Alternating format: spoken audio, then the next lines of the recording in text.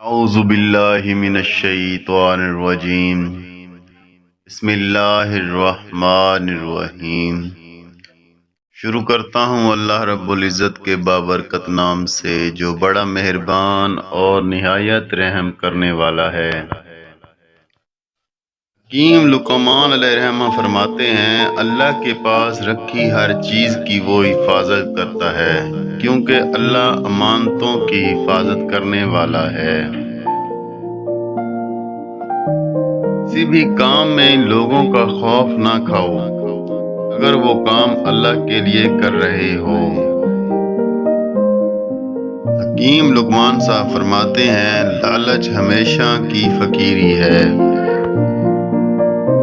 جناب حکیم لقمان صاحب فرماتے ہیں اللہ کے بعد ہمیشہ اپنی موت کو یاد رکھو لیکن لوگوں کی برائیوں کو فوراً بھول جاؤ۔ انسان کا رزق بڑھتے بڑھتے اچانک کم اس لیے ہو جاتا ہے کہ انسان اللہ کے دیے رزق میں ناشکری کرنے لگ جاتا ہے اور اپنے نصیب کو برا بھلا کہنے لگتا ہے۔ ایک احمق شخص تب تک عقل مند سمجھا جاتا ہے جب تک وہ خاموش رہتا ہے۔ حکیم لقمان صاحب فرماتے ہیں لوگوں کو اور اپنی ذات کو ہر قسم کی برائیوں سے دور رکھنے کی کوشش کیا کرو۔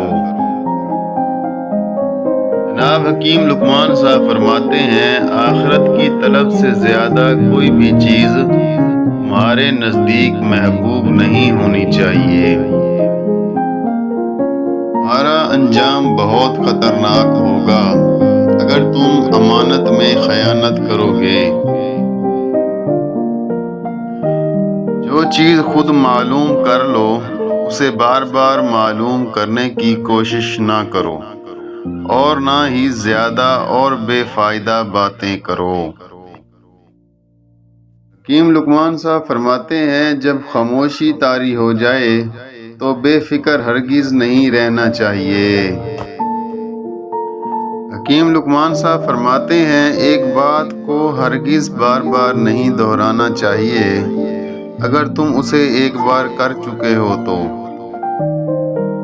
حکیم لقمان صاحب فرماتے ہیں اپنی عزت میں اضافہ کرنا چاہتے ہو تو اپنی ذات سے زیادہ دوسروں کی ذات کا خیال رکھا کرو کیونکہ ایسے شخص کی عزت میں اللہ اضافہ کر دیتا ہے۔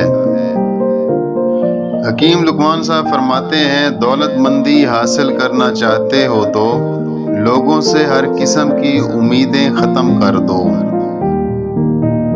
حکیم لقمان صاحب فرماتے ہیں سب سے بہترین شخص وہ ہے جو کہ ضرورت پڑنے پر لوگوں سے دوری اختیار کرتا ہو لیکن جب دوسروں کو اس کی ضرورت محسوس ہو تو وہ ان کے قریب قریب رہتا ہو۔ حکیم لقمان صاحب فرماتے ہیں تمہارے لیے یہ کام بہتر ہے کہ تم ایک سست اور کاہل شخص سے دور رہو کیونکہ وہ تمہیں بھی سست اور کاہل بنا دے گا۔ حکیم لقمان صاحب فرماتے ہیں کسی بھی شخص کے بارے میں اچھائی اور خیر خواہی کے علاوہ ہرگز اور کچھ نہیں سوچنا چاہیے۔ جناب حکیم لقمان صاحب فرماتے ہیں تمہارا غصہ تمہارے دشمن سے بھی بڑا اور خطرناک دشمن ہے۔ رات کے وقت آہستہ اور نرم لہجے میں بات کیا کرو